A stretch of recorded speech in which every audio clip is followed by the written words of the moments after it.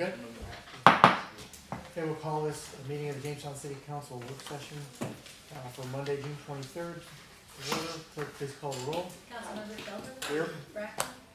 Kennedy. Here. Reynolds. Present. Faulkner. Here. Bonfiglio. Here. Diversa. Here. Russell. Here. President Olson. Here, thank you. At this time, I will give the opportunity for the public to speak. If you'd like to address the City Council, please give your name and address and limit your remarks to 5 minutes. Does anyone like to speak this evening?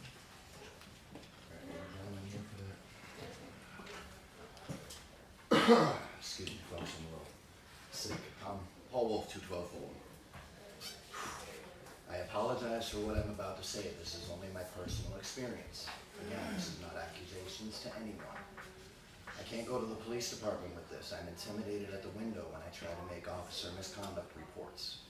I get called ignorant when I get told the police don't do their job. I have a 17-minute video where a responding officer says to me, a crime is committed, but she will not make an arrest.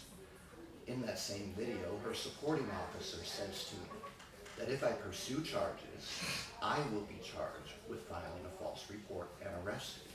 2 sentences later says that it would be a false arrest. Who do I go to with this? I can't go to our police department. You're our city council. Again, I have a 17-minute video. Y'all are more than welcome to see the relevant 30 seconds, or you can see the whole 17-minute thing. This happened. Elliot. I'm sorry, I was distracted by that conversation. You know, we've been, The one out there? yes. Yes. So he has a set, he's intimidated at filing an officer complaint at the police department. Okay. He has a 17-minute video with a complaint about an officer. Who should he send it to? I You? believe probably my office as well as, I know he's not here today, but there's another gentleman here in City Hall and we can review that for you. Okay. Can I have your contact information, please? Yeah, certainly. Okay. And a second question is, as a citizen of Jamestown, who can I contact when I have an emergency? I don't trust our police department anymore. Not when they threaten me. If I pursue charges, I'm going to be arrested. Who can I contact? Sir, you would have to contact either the state police or Chautauqua County Sheriff's. Okay. I'm not sure, they may send Jamestown Police Department what their workload is. Which is understandable, but again, Yes. I've lost faith. After this experience, I've lost faith with our police, and I'm sorry if that offends anybody. Like I said, I don't know what happens anywhere else in the city. This is just what happened to me. You mean you wanna make a citizen's arrest? I don't know what can be done at this point. Again, I've tried the proper channels that I know of. I've gone to the police department. I'm intimidated at the window. I'm denied access to Deputy Chief Forrester. I'm denied access to Chief Jackson when I call to try and make an appointment. I'm told that whoever it is that answers the phone is not their secretary. So where else am I supposed to go other than here? I would suggest make sure, just start with Elliot and then we'll go from there. All right. And he'll keep me informed. Okay. Like I said, I'm not speaking for anyone else or anywhere else in the city. This is just what personally happened to me. Elliot's I our wouldn't be too corporation. offended if you couldn't see the chief, because I've gone down there and he's been busy and I've been told. Well, see, this is the information that I get here in the after meeting talks with people. You know, I'll call the department and I'll be happy to talk with you. Or when I actually do get in touch with Deputy Chief Forrester after said intimidation incident, Shouldn't happen. you know, he doesn't return calls either, and it just feels ridiculous. It's like we on Fulton Street do not get proper treatment from the police when we call as victims of crimes. I think this might be related, you weren't in here during the public safety meeting, but I think this is related to the group that's in the hallway now Okay. talking. Oh, it could very well be. They're the ones So that I'm it's- usually making complaints about. Chief Jackson said there's 3 houses Okay. that appear not to get along, so. 12, 14, and 15, right? Yeah. Yep. Thank you. Thank you. Thank you, sir. Is there anyone else who would like to address?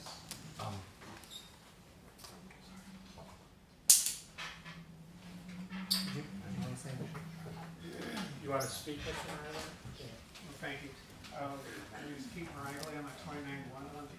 I talked to the Public Safety Committee just a few minutes ago about the possibility of getting crosswalks marked at East Second and Pine Street.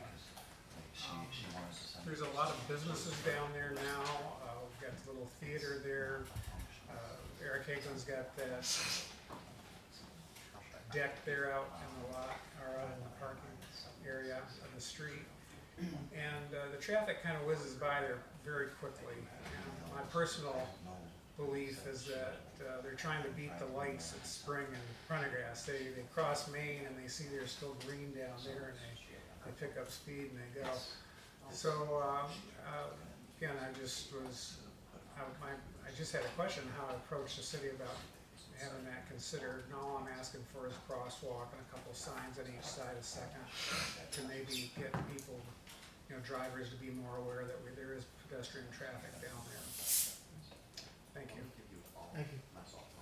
What would that look like, Mark? You'd have to go down there. Yeah, go look to be sure. I don't know if there's handicap ramps on both sides of Second Street there, being as Pine is only, it's a T intersection. Right. So we have to look at what's actually down there.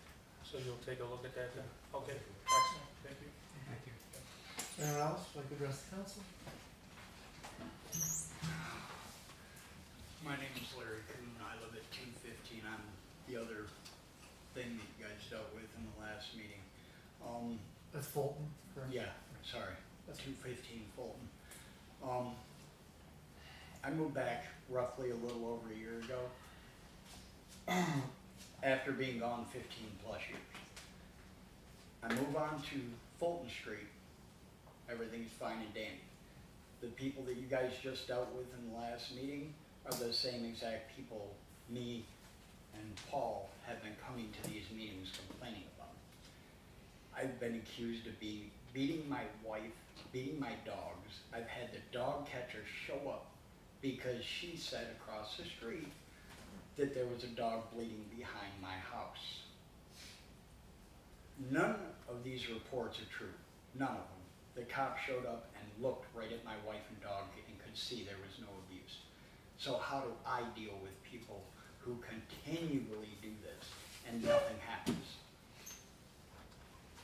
Because eventually I'm not going to have the restraint that I've had for the last year with these people. They've threatened my life. Just because they say it in the air, all of a sudden it doesn't apply to me, even if I'm the only one that's outside at the time. They get away with using the police department for their little toys. Are you guys going to be able to figure this out, or are we going to keep losing citizens in this city? We have been on a downcline since 2009 in the amount of populace of this city. We've been going down. There's no want to be here. It's the little things like this that are driving people out. The little things. The little things get fixed, the bigger things can work themselves out. It has to start somewhere. Here is where it needs to. Thank you for your time. Thank you. That's everybody here. We'll move on to our committees, housing. Bill? Thank you, Mr. President. We had a housing committee meeting started at 6:30. Myself, Brent, and Crystal were in attendance. Regina was excused.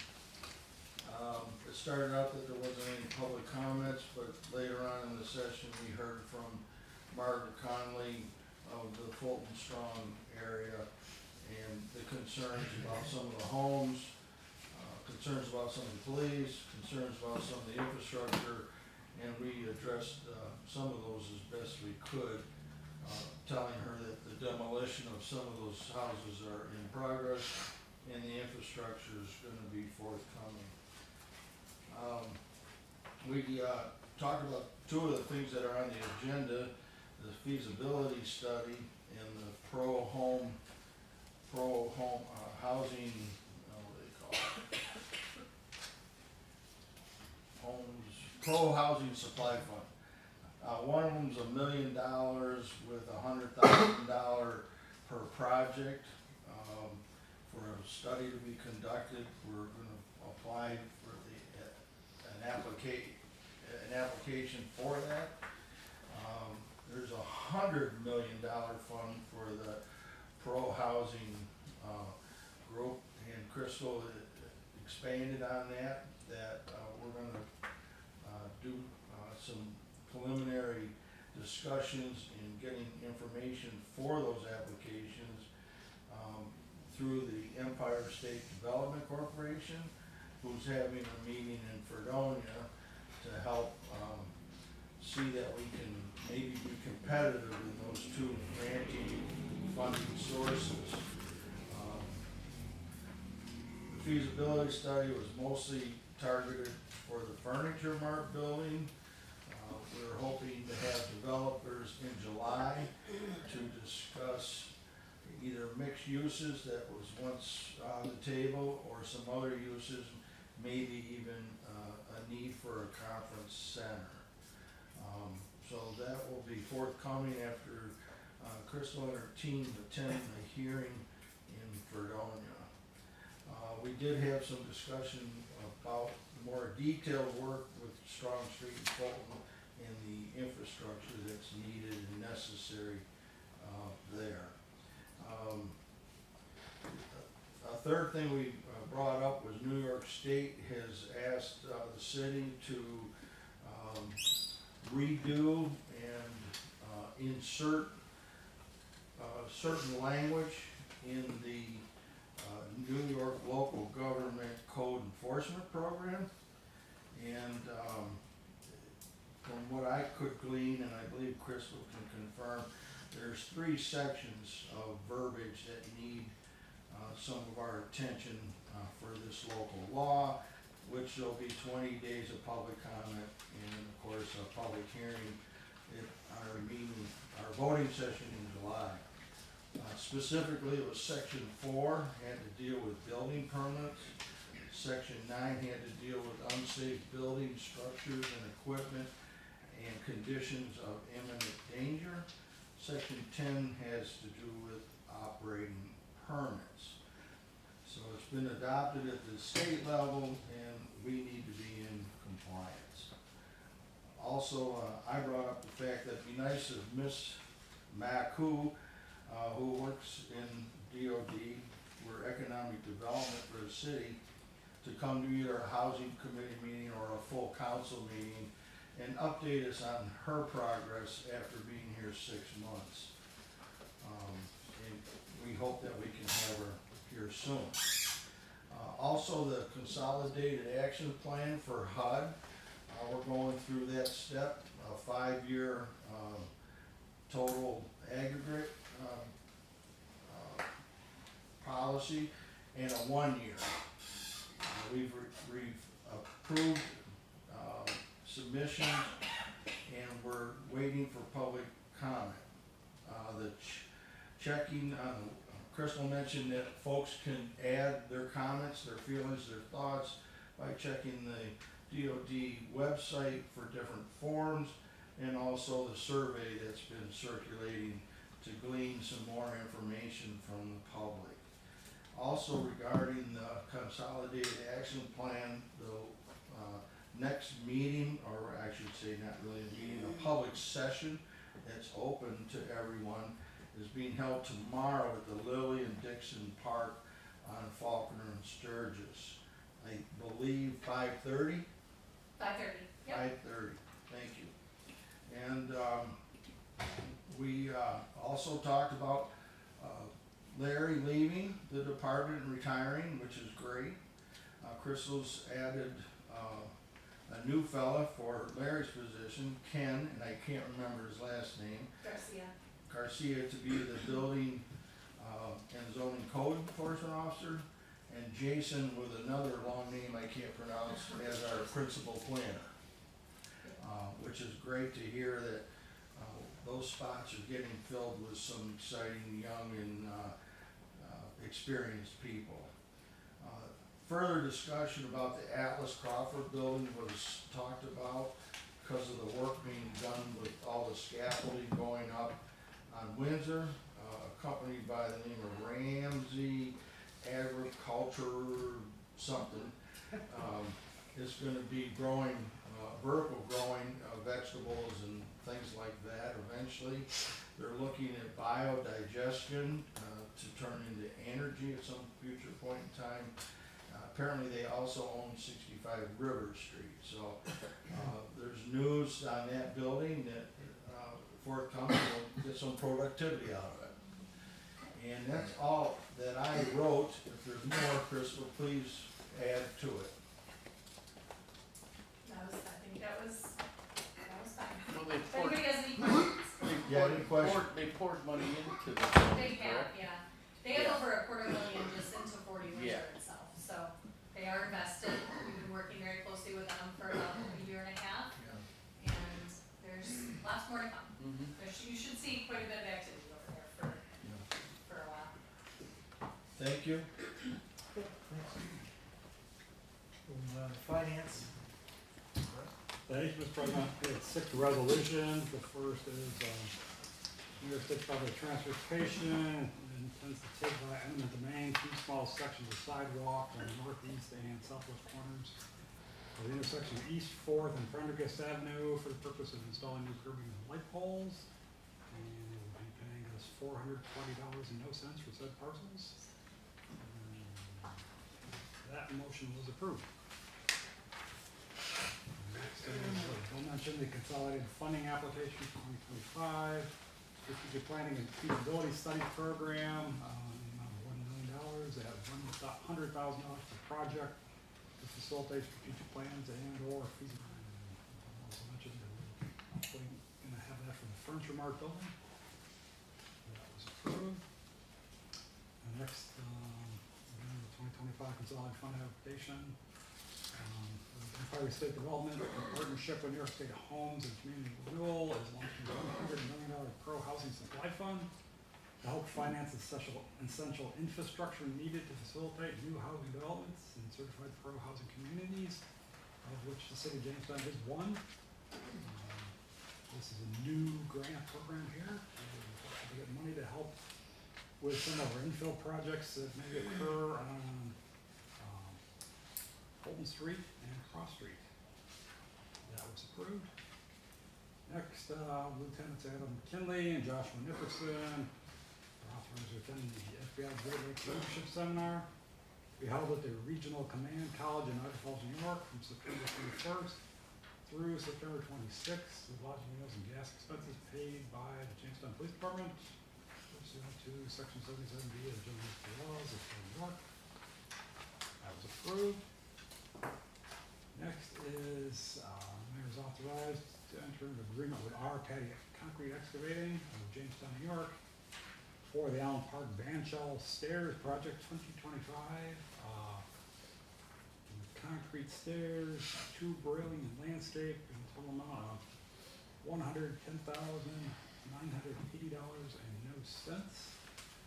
They were the lowest of 2 bidders, and we were fortunate that we were getting funding from the Community Foundation, and an amount of $18,000, and the Allen Park Women's Club donation of $20,000. Money is going to be used from CDBG Neighborhood Target Area Infrastructure Program, $64,000, and about $8,800 from the Parks Department budget for this whole project. That was approved. If we could get a thank you in the resolution thanking the donations, I appreciate that. And finally, the last resolution we had was the mayor is authorized to execute change order number 1 with Jamestown Roofing Incorporated of Jamestown, New York, for City Hall select roof repairs based on the change order for a total increase of $80,000.00. If you remember, we approved approximately $400,000 back in December for the cost overruns, and we knew they were having issues with that roof, and that's where this money is coming from. That was approved. Erica gave us a quick update on ARPA funding.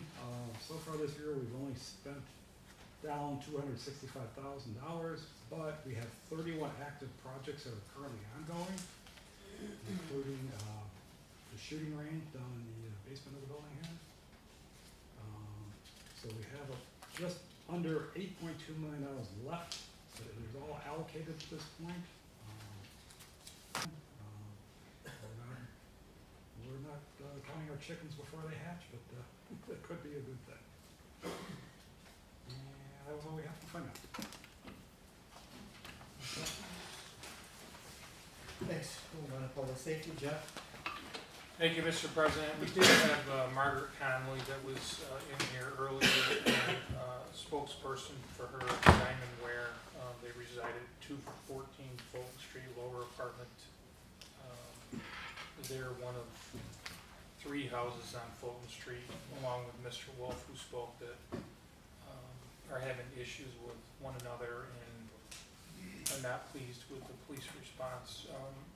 Chief Jackson did provide to me a long list of calls to those addresses on Fulton Street and some of the results of those calls.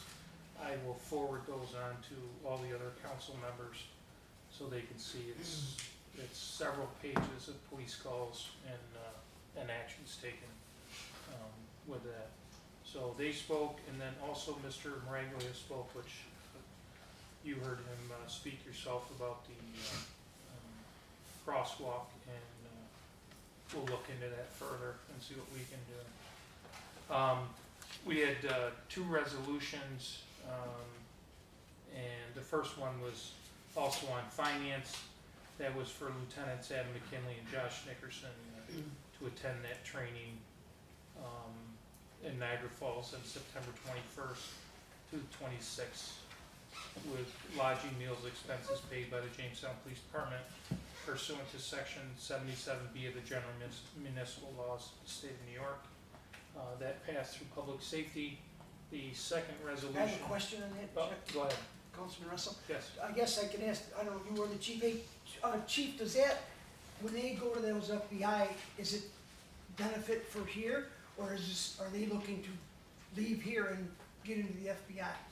Just, No, it's a training for local law enforcement, local, state, county. okay, so it's not to increase their ability to leave here and go to the FBI? No. Okay, that's, There's I don't wanna lose anymore, that's why. No, there's agencies that often will put trainings on, and anyone can go to them. So like the sheriff's department might put a training on, and you get men and women from Jamestown Police Department to go to work.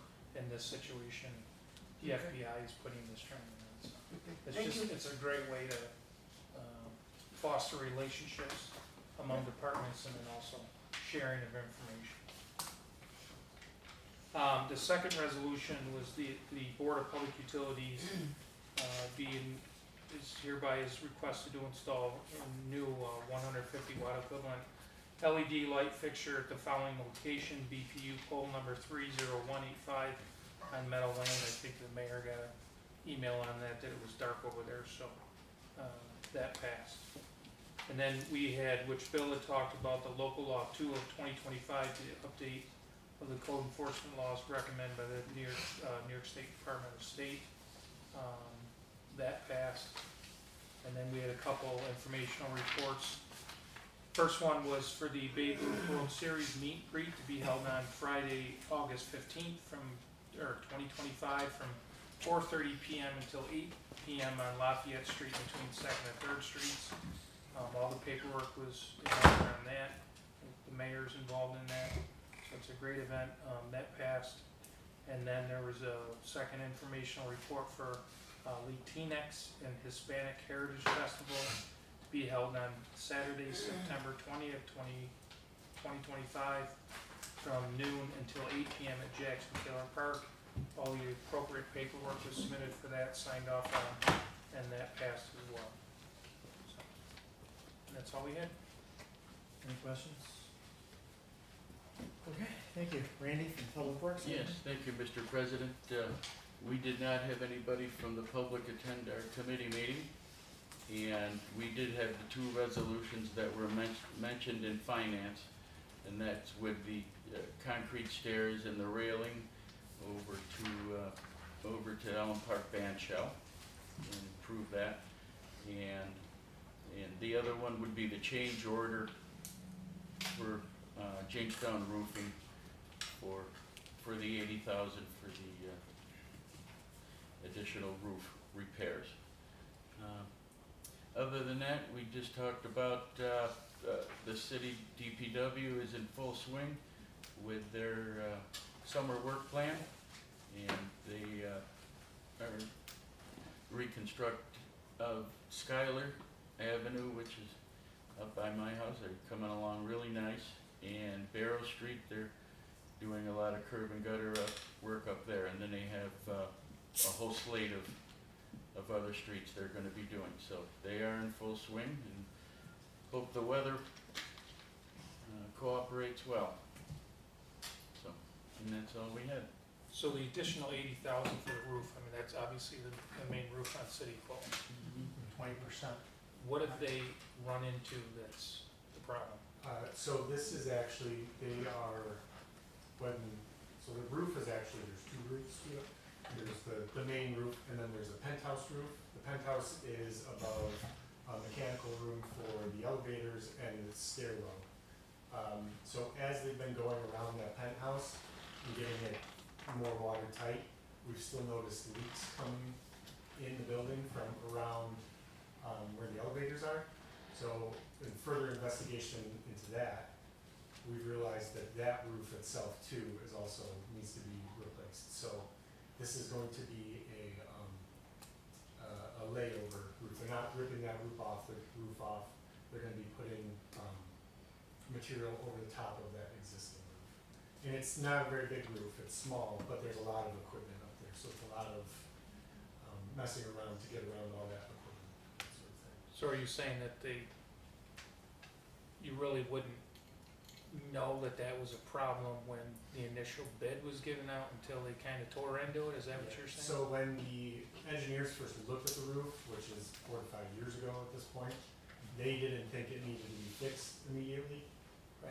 But it's now to the point where the roofers are there, all the equipment is there. It's never going to be.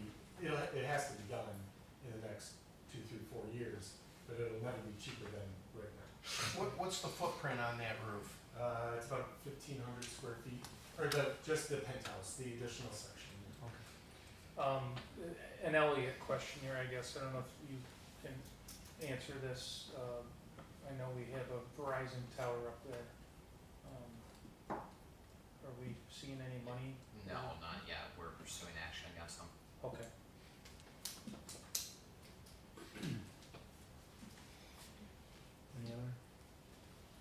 Any questions?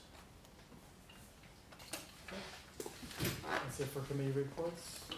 I only have one thing, I just wanna remind the public that the splash pads are open in this weather from 10 a.m. till 8 p.m. So, just remind folks, we've gotten a couple calls, couple messages, just remind them of the time, so you guys are aware in case you get that as well. But I do have 3 items for executive session, no action to be taken.